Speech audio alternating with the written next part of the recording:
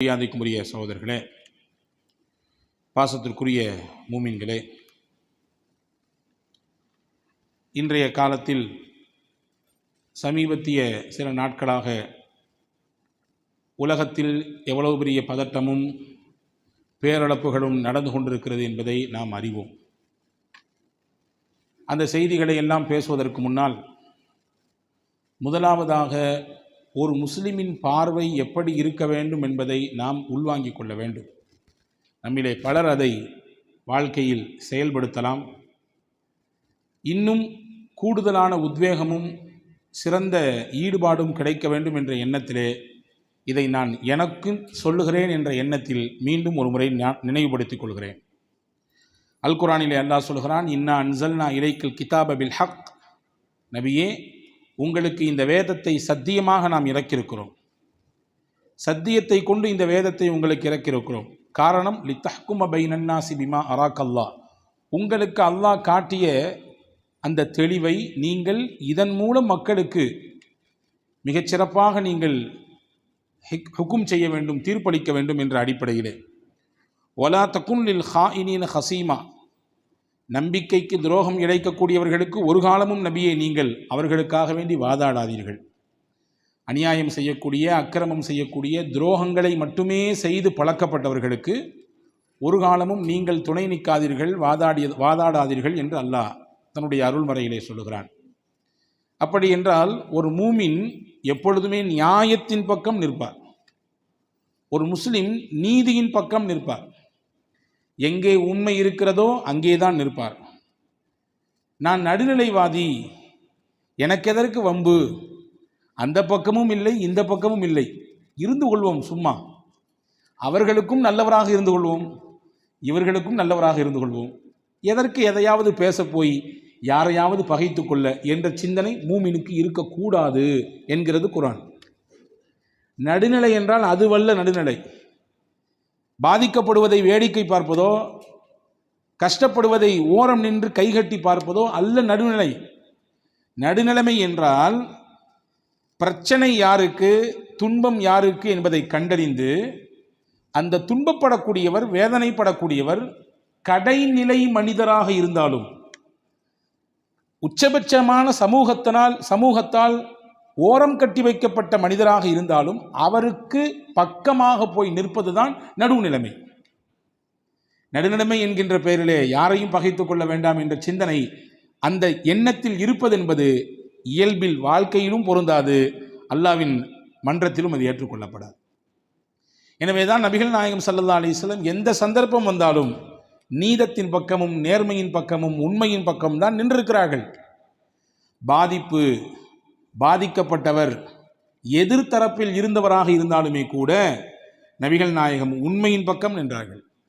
சரி, நம்ம ஆளுக்கு எதிர்த்தாப்புல வழக்கு இருக்குதே, சரி எப்படியாவது இதை பூசி மொழிகிடலாம், இதை கண்டும் காணாமல் ஆக்கிடலாம் என்ற மனப்பாங்கு நபியிடத்தில் ஒரு காலமும் இல்லவே இல்லை.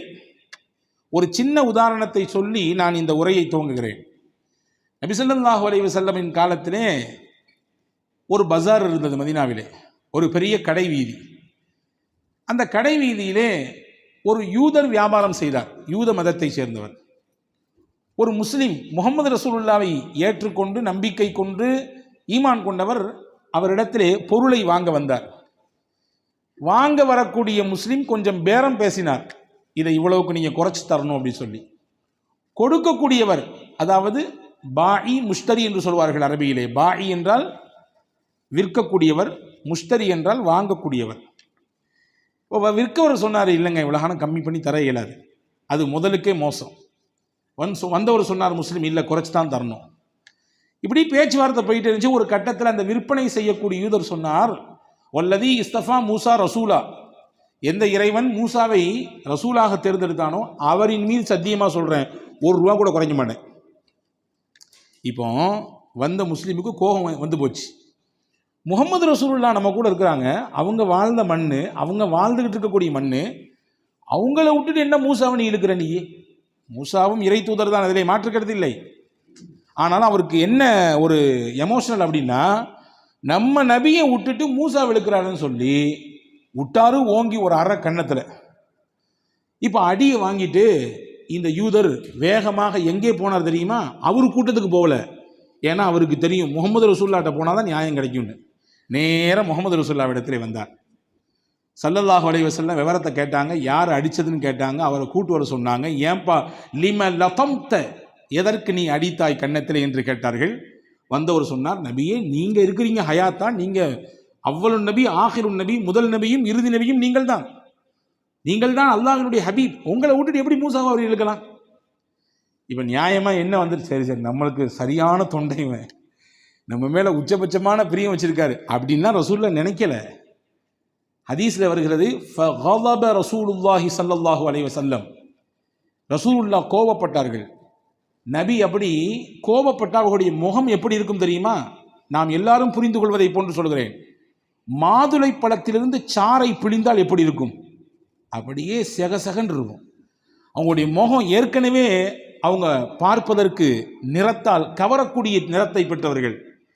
கோபப்பட்டு அவங்களுடைய முகம் அப்படி செவந்து போய்விடும். சஹாபாக்கள் சொல்றாங்க, இவர் இப்படி சொன்ன உடனே ரசூலுல்லாஹ்வுடைய முகம் அப்படி கோபத்தால் அப்படி தகதகன்னு அப்படியே அந்த கோபத்தில் என்னுடைய கனல்கள் தெரிகிறது. சொல்லிட்டு சொன்னாங்க, நீங்க செஞ்சது தப்பு, நிச்சயமாக இப்படி ஒரு காரியம் செய்து விடக்கூடாது. அது மட்டுமல்ல, நானும் நபி, மூசா அலைஹிஸ்ஸலாமும் நபி, எங்களுக்கிடையிலே பாகுபாடு பார்ப்பதற்கு என்ன இருக்கிறது? லா துஃபத்திலு பைனல் அம்பியா, நபிமார்களுக்கு இடையிலே நீங்கள் ஒருவரை கூட்டி ஒருவரை குறைத்து, ஒருவரை ஏற்றி இன்னொருவரை இறக்கி, ஒருவரை ஒசத்தி இன்னொருவரை தாழ்த்தி பேசுதல் ஆகாது என்று சொல்லிவிட்டு, செய்த தவறுக்கான பிராய்ச்சித்தத்தை செய்து கொடுங்கள், அவரிடத்திலே அதற்கான நஷ்ட ஈடை கொடுங்கள் என்று சொல்லி அனுப்பியதாக வரலாற்று குறிப்பிருக்கிறது. நான் எதற்கு சொல்ல வருகிறேன் என்றால், நபிகள் இந்த உலகத்திற்கு கற்றுத்தந்த பாடம், நீதி நேர்மையின் பக்கம் நீங்கள் நிற்க வேண்டும், உங்கள் இனத்தை காப்பாற்ற வேண்டும், உங்களுடைய இருப்பை தக்க வைத்துக் கொள்ள வேண்டும், உங்களுடைய பெயரை நிலைநாட்டிக் கொள்ள வேண்டும் என்பதற்காக வேண்டி எந்த சந்தர்ப்பத்திலும் எந்த சூழலிலும் நீங்கள் அநியாயத்திற்கோ அக்கிரமத்திற்கோ அநீதிக்கோ நீங்கள் ஒருபோதும் செவி சாய்த்து விடக்கூடாது. அந்த பக்கம் நீங்கள் நின்று விடக்கூடாது. பாதிப்பு உங்களுக்கு எதிராக இருந்தாலுமே கூட, நீங்கள் பாதிக்கப்படுகிற சூழல் வந்தாலுமே கூட, சில விஷயங்களை நீங்கள் இழக்கக்கூடிய நிலைமை வந்தாலுமே கூட, நேர்மையும் நீதியும் உண்மையும் எங்க இருக்கிறதோ அங்கே நில்லுங்கள், அதுதான் நிலைக்கும் என்று சொல்லிக் கொடுத்தார். இப்பொழுது வருவோம். அன்பு சகோதரர்களே, யூதர்களின் பழக்கமே அநியாயத்தின் பக்கம் நிற்பது. அக்கிரமங்களும் அழுச்சாட்டியங்களும் ஒட்டுமொத்த உருவம் உலகத்தில் ஒருவர் உண்டென்றால் அவர்கள்தான் யூதர்கள். நம்ம எல்லாருமே தெரிஞ்சோ தெரியாமலோ டெய்லி ஒரு சூரா ஓதுறோம், தெரியுமா? சூரா ஃபாத்திஹா எல்லாரும் தொழுகையில் ஓதுகிறோம், எந்த தொழுகை தொழுதாலும் ஓதுகிறோம். அதில் அல்லாஹ்ட்ட ஒரு முக்கியமான கோரிக்கை வைக்கிறோம். என்ன கோரிக்கை? இஹ்தினஸ் ஸிராத்தல் முஸ்தகீம், யா அல்லாஹ் எங்களுக்கு நேரான வழியை காட்டு. நீ காட்டக்கூடிய வழி யாருடைய வழியா இருக்கக்கூடாது தெரியுமா? கைரில் மக்தூபி அலைஹிம் வலல்லாலீன். ரெண்டு கூட்டத்தை அல்லாஹ் சுட்டி காட்டுகிறான். இந்த ரெண்டு பேருடைய வழி எனக்கு வேண்டாம். அதிலே முதல் வழி யார் தெரியுமா? கைரில் மக்தூபி அலைஹிம். அல்லாஹ்வே உன்னுடைய சாபமும் கோபமும் யாரின் மீது விழுந்திருக்கிறதோ அந்த வழியை எனக்கு தந்து விடாது, அவர்கள் போகும் வழி எனக்கு வேண்டாம். முஃபஸ்ஸிர்கள், குர்ஆனின் விரிவுரையாளர்கள் சொல்கிறார்கள், அல்லாஹ்வின் சாபத்தையும் கோபத்தையும் பெற்ற கூட்டம் யூத கூட்டம். அல்லாஹ்வின் சாபத்தையும் கோபத்தையும் பெற்றவர்கள் அவர்கள் என்பதை அல்லாஹ் அல் குர்ஆன் ஷரீஃபிலே நாம் ஒவ்வொரு நாளும் ஓதிக்கொண்டிருக்கக்கூடிய சூரா ஃபாத்திஹாவின் வழியாக சொல்கிறான். அது மட்டுமல்ல, யூதர்கள் செய்த சேட்டைகளில் உச்சபட்சமானது, அவர்களுக்கு அனுப்பப்பட்ட நபிமார்களை எல்லாம் கொன்று குவித்தார்கள். நபிமார்களுக்கு எதிராக சதித்திட்டம் தீட்டினார்கள் என்பதை தாண்டி நல்லதை சொல்ல வந்த நபிமார்களை கொன்றார்கள். வகத்லிஹிமுல் அம்பியா பிகைரி ஹக்கின், எந்த ஒரு நியாயமும் இல்லாமல் நபிமார்களை கொன்றார்கள். வரலாற்றிலே வருகிறது, கிட்டத்தட்ட 300 நபிமார்களை கொலை செய்திருக்கிறார்கள் யூதர்கள். 300க்கும் அதிகமான நபிமார்களை கொலை செய்தவர்கள் யூதர்கள் என்று ஹதீஸ் ஷரீஃபிலே நமக்கு விளக்கம் கிடைக்கிறது. அதே மாதிரி இந்த யூதர்கள் தான் துணிந்து சொன்னார்கள், நாங்கள் தான் மரியமின் குமாரர் ஈசாவை கொன்றோம். குர்ஆன் சொல்கிறது. குர்ஆனிலே சூரா அன்னிசா என்கின்ற அத்தியாயத்தை சொல்கிறான் அல்லாஹ், வகௌலிஹிம் இன்னா கதல்னல் மஸீஹு ஈஸா இப்ன மர்யம் ரசூலல்லாஹ். அல்லாஹ்வின் இறை தூதர் என்று யாரை நீங்கள் சொல்லிக் கொண்டிருக்கிறீர்களோ அந்த ஈசாவை நாங்கள் தான் கொன்றோம் என்று தைரியமாக சொன்னார்கள் யூதர்கள். அது மட்டுமல்ல, தாங்களே எப்பொழுதும் உயர்வானவர்கள், தங்களை அண்டித்தான் மற்றவர்கள் பிழைக்க வேண்டும் என்கின்ற அந்த மனப்பான்மை இருக்கிறதே இப்பம் தோன்றியதல்ல, அவர்களின் ஆரம்பம் தொட்டே இந்த மனம் இருந்திருக்கிறது அவர்களிடத்திலே.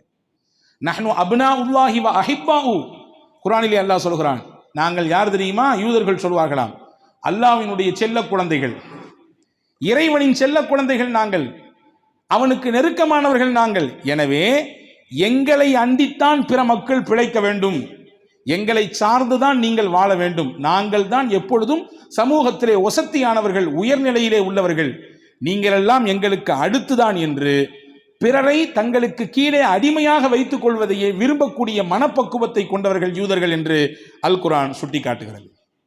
எனவேதான் மதீனாவிலேயே ஆரம்ப கட்டத்திலே முஹம்மது ரசூலுல்லாஹ் உள்ளே போவதற்கு முன்னால் வட்டி விட்டு பிழைத்துக் கொண்டிருந்தார்கள் யூதர்கள். வேறு வழி இல்லாமல் மதீனாவிலே வசித்த ஏழை குடிமக்கள், அந்த நகரத்தினுடைய பூர்வ குடிமக்கள், அவர்களிடத்திலே வட்டியை வாங்கி கடனை பெற்று வாழ்ந்து வந்தார்கள். வரலாறு சொல்லுது, எந்த அளவுக்கு அந்த மண்ணினுடைய பூர்வ குடிமக்களை இந்த யூதர்கள் தங்களுடைய பிடியில் வைத்திருந்தார்கள் தெரியுமா? எந்த அளவுக்கு அநியாயத்தின் உச்சகட்டத்தை அந்த மக்களின் மீது செலுத்தினார்கள் தெரியுமா? கடனுக்கு வட்டியை வாங்கியவர்களின் வீட்டிலே ஏதாவது கல்யாணம் என்றால், திருமணம் என்றால், எந்த பெண்ணுக்கு திருமணமோ அந்த பெண் யார் அந்த குடும்பத்திற்கு கடன் கொடுத்திருக்கிறாரோ அவரோடு சென்று முதல் நாளை கழிக்க வேண்டும், அதற்கு பின்புதான் அந்த பிள்ளைக்கு கல்யாணம்.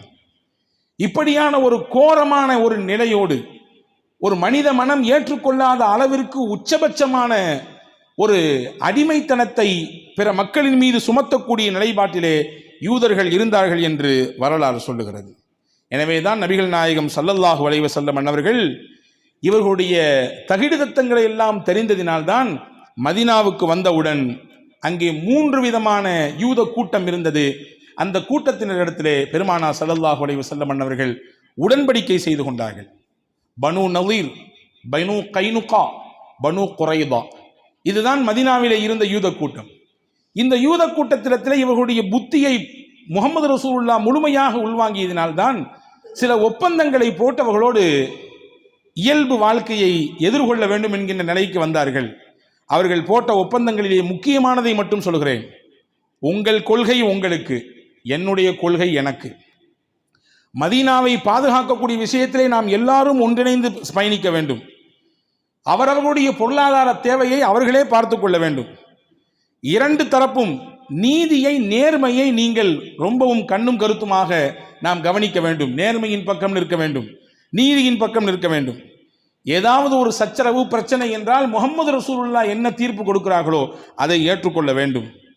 ஒருவருக்கு பிறரின் மீது இருக்கக்கூடிய உரிமைகளை பாதுகாக்க வேண்டும் என்பன போன்ற சில உடன்படிக்கைகளை வைத்துத்தான் இந்த கேடுகட்ட யூதர்களை மதீனா நகருக்குள்ளே முஹம்மது ரசூலுல்லாஹி ஸல்லல்லாஹு அலைஹி வஸல்லம் தங்க வைத்தார்கள்.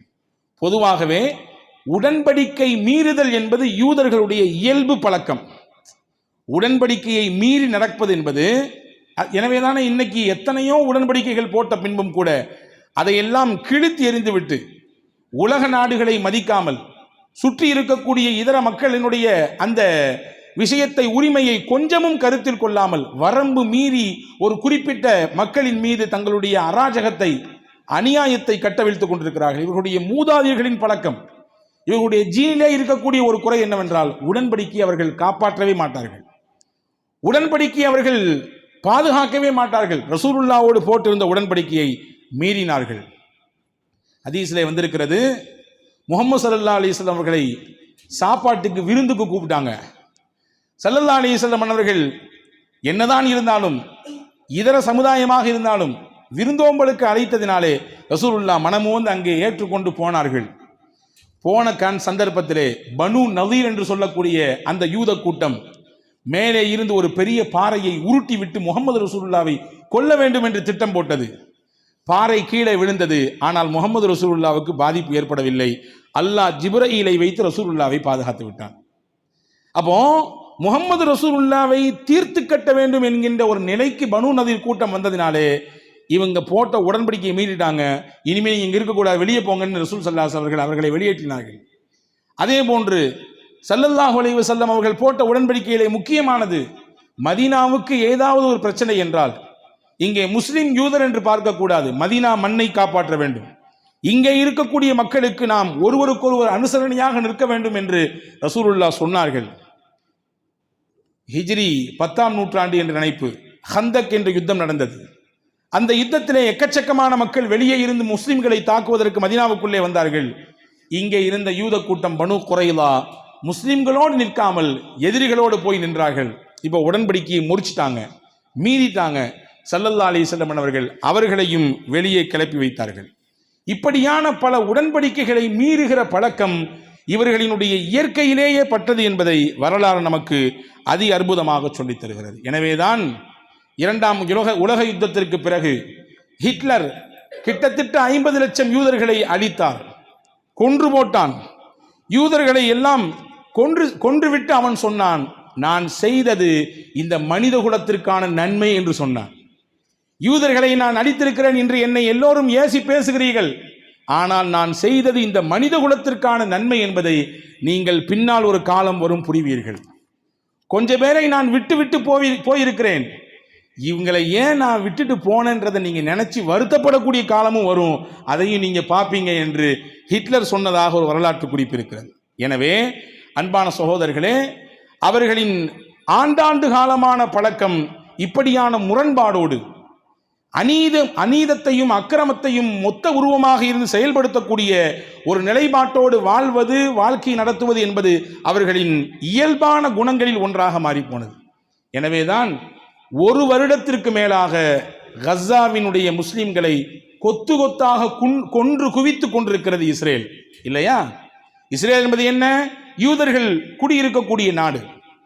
உள்ளபடியே பார்த்தால் 1948க்கு முன்பாக உலக வரைபடத்தில் இஸ்ரேல் என்கின்ற நாடே இல்லை. இஸ்ரேல் என்கின்ற நாடே இல்லை. பலஸ்தீனத்தை கைப்பற்றி இஸ்ரேல் அங்கே உருவாக்கப்பட்டது. பலஸ்தீனத்தை அபகரித்துத்தான் அங்கே இஸ்ரேல் என்ற நாடு கள்ள குழந்தையாக அது பிறந்தது.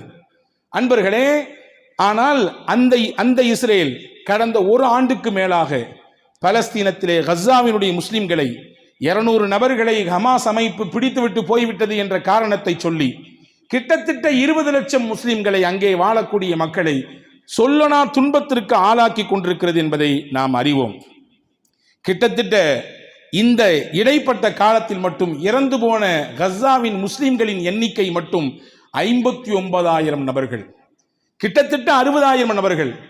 இதிலே குழந்தைகள், பெண்கள் எல்லாம் உட்பட 60,000 நபர்களை இந்த போராட்டத்திலே கஸாவினுடைய மக்கள் இழந்திருக்கிறார்கள். தண்ணீர் தட்டுப்பாடு, மின்சாரம் கொடுக்க முடியாது என்கின்ற நிலை, மருத்துவமனைகளையும் கூட குறிவைத்து தாக்கி அந்த இஸ்ரேல் கஸாவிலே அழித்துக் கொண்டிருக்கிறார்கள். உலகத்திலிருந்து வேறு எந்த பாகத்திலிருந்தும் கஸாவினுடைய மக்களுக்கு உதவி பொருள் வந்துவிடக்கூடாது என்று தடை போட்டார்கள். இந்த தடையெல்லாம் மீறி ஒரு சில அமைப்புகள், மனித உரிமை அமைப்புகள் அங்கே உணவை கொண்டு போனதற்கு பின்பும் கூட திடீர் தாக்குதல் என்கின்ற பெயரிலே கடந்த 2 நாட்களுக்கு முன்பாக திடீர் தாக்குதல் என்கின்ற பெயரிலே உணவை விநியோகித்துக் கொண்டிருக்கக்கூடிய சமயத்திலே ஆங்காங்கே முகாம்களிலே வைக்கப்பட்டிருந்த அந்த கஸாவினுடைய மக்களுக்கு வெளி ஊர்களிலிருந்து, நாடுகளிலிருந்து வந்த அந்த உணவுப் பொருட்களை, தண்ணீரை விநியோகித்துக் கொண்டிருக்கக்கூடிய சமயத்திலே திடீர் தாக்குதல் நடத்தி 70க்கும் அதிகமான குழந்தைகள் மற்றும் பெண்களை கொன்று குவித்திருக்கிறது இஸ்ரேல். இப்படியான பல அக்கிரமத்தையும் அழுச்சாட்டியங்களையும் உலகத்தில் தொடர்ச்சியாக செய்து வரக்கூடியவர்கள் தான் யூதர்கள் என்பதை நாம் அறிகிறோம். அவர்களின் அடுத்த பார்வை அடுத்தடுத்த பக்கத்து நாடுகளை அவர்கள் சுரண்ட துவங்கினார்கள். சிரியாவை சுரண்டினார்கள், அதே போன்று லெபனானை சுரண்டினார்கள், பக்கத்தில் இருக்கக்கூடிய எகிப்தை சுரண்டினார்கள். இப்பொழுது கொஞ்சம் தூரத்தில் இருக்கக்கூடிய மத்திய கிழக்கு நாடுகளினுடைய மையமாக இருக்கக்கூடிய ஈரானை தாக்க வேண்டும், ஈரானை அழிக்க வேண்டும் என்கின்ற பெயரிலே கடந்த வெள்ளிக்கிழமை எதிர்பாராத விதமாக திடீரென்று வான்வழி தாக்குதல் நடத்தி கிட்டத்தட்ட 20 முக்கிய இடங்களை அங்கே சிதைத்திருக்கிறார்கள். பல மக்கள் இதிலே பாதிக்கப்பட்டிருக்கிறார்கள். பல்லாயிரக்கணக்கான ஈரானிய மக்கள் தங்கள் வீடுகளை இழந்து மலைப்பகுதிகளிலே வாழ்ந்து கொண்டிருக்கக்கூடிய செய்தியை நாம் பார்க்கிறோம். அன்பு சகோதரர்களே, திடீரென்று இஸ்ரேல் ஈரானை தாக்குவதற்கு என்ன காரணம்? அதற்கு பின்னால் ஒரு கட்டுக்கதையை, ஒரு உப்புச்சப்பில்லாத காரணத்தை இஸ்ரேல் சொல்லுகிறது. யூத மதத்தை பின்பற்றக்கூடிய அந்த இஸ்ரேல் அரசு சொல்லுகிறது, ஈரான் அணு ஆயுதத்தை தயார் செய்து கொண்டிருக்கிறது, அதை நாங்கள் தடுத்து நிப்பாட்ட வேண்டும், அது எங்களுடைய நாட்டுக்கு மிகப்பெரிய அச்சுறுத்தலாக இருக்கிறது, இதை தடுத்து நிப்பாட்ட வேண்டும் என்பதற்காக வேண்டித்தான் நாங்கள் இப்படியான ஒரு தாக்குதலை நடத்துகிறோம் என்று ஒரு உப்புச்சப்பில்லாத காரணத்தை சொல்கிறது. அன்பு சகோதரர்களே, ஈரான் நாடு என்பது ஒரு சுய அதிகாரத்தை பெற்ற நாடு. அந்த நாட்டுக்கு எது தேவையில்லை என்பதை அந்த நாட்டுக்கு தெரியும். அப்படியே அணு ஆயுதத்தை அது தயார் செய்வதாக இருந்தாலும் கூட, அதை தடுத்து நிப்பாட்ட வேண்டும் என்கின்ற ஒரு நிலை வந்தாலும் கூட, இஸ்ரேல் போய் தலையிட வேண்டும் என்கின்ற எந்த தேவையும் இல்லை. ஐநா போய் கேட்கலாம். ஆனால் அதை மீறி இங்கே திடீரென்று அந்த நாட்டின் மீது தாக்குதல் நடத்தியிருக்கிறது. அன்பர்களே, நான் ஆரம்பத்திலே சொன்னேன், இஸ்ரேல் சொல்லக்கூடிய ஒவ்வொரு வார்த்தைக்கு பின்னாலும் பல மூட்டைகள் பொய் அவிழ்த்து விடப்பட்டிருக்கும். திருட்டுத்தனமான கருத்துகளும் எண்ணங்களும் ஒளிந்திருக்கும். 1948க்கு முன்னால் இஸ்ரேல் வரைபடத்திலேயே இல்லை. 1917க்கு பிறகு 17ஆம் ஆண்டு அந்த சமயத்திலே பிரிட்டிஷ் அரசால் பலஸ்தீனம் என்கின்ற அந்த மண், அங்கிருந்து ஒரு குறிப்பிட்ட பகுதி ஒதுக்கப்பட்டு இது யூதர்கள் குடியிருப்பாக மாற்றி அமைக்கப்பட்டது. அதற்கு பின்னால் 1948களுக்கு பின்னால் பலஸ்தீனத்திலே இருந்த சுமார் 78% நிலத்தை இவர்கள் மொத்தமாக ஆக்கிரமிப்பு செய்து 7 லட்சம் பலஸ்தீனர்களை அகதிகளாக உலகத்திலே நடமாட விட்டார்கள். அது மட்டுமல்ல, அதையும் தாண்டி 1967களுக்கு பின்னால் இஸ்ரேல் தனக்கு பக்கத்தில் இருக்கக்கூடிய நாடுகள், அரபு நாடுகளின் சில நாடுகளிலிருந்து சில இடங்களை கைப்பற்றி கொண்டது. ஜோர்டானிலிருந்து, அதே போன்று எகிப்திலிருந்து, சிரியாவிலிருந்து பல பகுதிகளை கைப்பற்றி தங்களுடைய எல்லைகளை விரிவாக்கி கொண்டே போனது. இப்படி திருட்டுத்தனமான வேலைகளை தொடர்ச்சியாக செய்யக்கூடிய இஸ்ரேல் தான் சொல்லுகிறது, ஈரான் அணு ஆயுதத்தை வைத்திருக்கிறது, அதை தடுத்து நிப்பாட்ட வேண்டும் என்பதற்காக வேண்டித்தான், அதனால் எங்களுடைய நாட்டுக்கு பாதிப்பு என்பதை நாங்கள் உணர்ந்ததனால்தான் அந்த நாட்டை நாங்கள் தாக்குகிறோம் என்று. உள்ளபடியே நாம் பார்ப்போமேயானால் இஸ்ரேலிடத்தில் அணு ஆயுதம் இல்லவே இல்லையா? இஸ்ரேல் அணு ஆயுதத்தை எப்பொழுது தயாரித்தது? 1948 இஸ்ரேல் நாடு உருவாகியதற்கு பிறகு அந்த நாட்டினுடைய முதல் பிரதமர் டேவிட் பென்குரியன் அப்பொழுதே சொன்னார், இஸ்ரேல் நாட்டுக்கு அணு ஆயுதம் தேவை என்று சொன்னார். அந்த சமயத்திலே அதை வளர்ந்த நாடுகள் பல ஏற்றுக்கொள்ளவில்லை. ஆனால் அன்றைக்கு அணு ஆயுதத்தை வைத்திருந்த அமெரிக்கா போன்ற நாடுகளிலிருந்து திருட்டு வழியாக கபலீகரம் செய்து அங்கே இருந்த சில பொருட்களை கொண்டு வந்து பிரிட்டன் போன்ற சுற்றி இருக்கக்கூடிய முக்கிய நாடுகளினுடைய அறிவுஜீவிகளை பயன்படுத்தி அவர்கள் அப்பொழுதே 1948களிலே 60களிலேயே அவர்கள் அணு ஆயுதத்தை செய்து விட்டார்கள். இன்றைய கணக்கின் பிரகாரம் ஆய்வாளர்கள் சொல்கிறார்கள், இஸ்ரேலிடத்திலே சுமார் 80லிருந்து 400க்கும் அதிகமான அணு ஆயுதங்கள் இருக்கிறது என்று. அப்படி என்றால் இப்போ உன்னுடைய நாட்டில் இருக்கக்கூடிய அணு ஆயுதத்தை நீ வைத்துக்கொண்டு பக்கத்திலே இருக்கக்கூடிய நாட்டிலே அவன் அணு ஆயுதம் செய்கிறான், எனவே அவனை நாங்கள் இல்லாமல் ஆக்கப் போகிறோம் என்கின்ற சதித்திட்டத்தோடு இது இறங்கியிருப்பது என்பது இது ஒரு அப்பட்டமான பொய் என்பதை தாண்டி ஈரான் என்கின்ற நாட்டை மொத்தமாக அழித்து விட வேண்டும் என்கின்ற எண்ணத்தோடு களமிறங்கி இருக்கக்கூடிய ஒரு விஷயம் என்பதை நாம் இங்கிருந்து புரிந்து கொள்ள முடிகிறது. இந்த நேரத்தில் முஸ்லிம்களாக இருக்கக்கூடிய நாம், உலக முஸ்லிம்களாக இருக்கக்கூடிய நாம் என்ன செய்ய வேண்டும், நமக்குரிய கடமை என்ன, பொறுப்பு என்ன என்பதை நாம் இங்கே உள்வாங்கிக் கொள்ள வேண்டும். நான் ஆரம்பத்தில் சொன்னதை மறுபடியும் சொல்கிறேன்.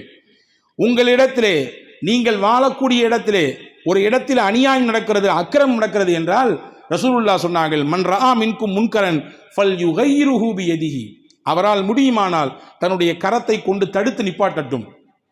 இல்லை என்றால் ஃபபில் இசானிஹி, அவருடைய நாவால், தன்னுடைய நாவால் பேச்சால் அதை மாற்றி அமைப்பதற்கு முயற்சிக்கட்டும். ஃபஇல்லம் யஸ்ததி ஃபபி கல்பிஹி, இது 3வது நிலை. இது ரெண்டுக்கும் வாய்ப்பில்லை என்றால் தன்னுடைய கல்பால் அதை வெறுத்து ஒதுக்கி கொள்ளட்டும். அநியாயமும் அக்கிரமமும் பாவங்களும் தொடர்ச்சியாக நடக்குமையானால் ஒரு முஸ்லிம் முதலில் அதை மாற்றி அமைப்பதற்கான முயற்சியிலே களமிறம் இறங்க வேண்டும் என்பதை இஸ்லாம் நமக்கு அழகாக சொல்கிறது. உலகத்தினுடைய முடிவு நாளுக்கு நெருக்க நெருங்க ரசூலுல்லாஹி ஸல்லல்லாஹு அலைஹி வஸல்லம் பல அடையாளங்களை சொன்னார்கள். அந்த அடையாளங்களிலே ரொம்ப முக்கியமான அடையாளம் என்னவென்றால் ஹதீஸிலே வந்திருக்கிறது, லா தகூமு ஸாஆ, மறுமை நாள் என்பது ஏற்படாது, ஹத்தா யுகாத்திலுல் முஸ்லிமு யஹூத, முஸ்லிம்கள் யூதர்களிடத்திலே சண்டையிடுவார்கள், முஸ்லிம்கள் யூதர்களுக்கு எதிராக போர் செய்வார்கள். எந்த அளவுக்கு என்றால் ஒரு முஸ்லிம் யூதர்களை துரத்தி கொண்டு போவார்கள், அந்த யூதன் போய் மரத்துக்கு பின்னால் ஒளிந்து கொள்வான், கல்லுக்கு பின்னால் ஒளிந்து கொள்வான், அந்த கல்லும் மரமும் காட்டிக் கொடுக்கும், முஸ்லிமே எனக்கு பின்னால் யூதன் இருக்கிறான், எனக்கு பின்னால் ஒளிந்து கொண்டிருக்கிறான், இவனை விட்டு விடாதே என்று அந்த கல்லும் மரமும் சொல்லும் என்று நபிகள் நாயகம் ஸல்லல்லாஹு அலைஹி வஸல்லம் சொன்னாங்க. அப்ப கியாமத்தின் நெருக்கத்திலே யூதர்களோடு போர் நடக்கும், சண்டை நடக்கும், அவர்களுக்கு எதிராக சத்திய முஸ்லிம்கள் களத்தில் நிற்க வேண்டும் என்பதை முஹம்மது ரசூலுல்லாஹி ஸல்லல்லாஹு அலைஹி வஸல்லம் சொன்னார்கள். ஆனால் இன்றைய உலகத்தின் போக்கு எப்படி இருக்கிறது? பல அரபு நாடுகள் எந்த சமரசமும் இல்லாமல் இஸ்ரேலோடு கூட்டு வைத்திருக்கிறார்கள்.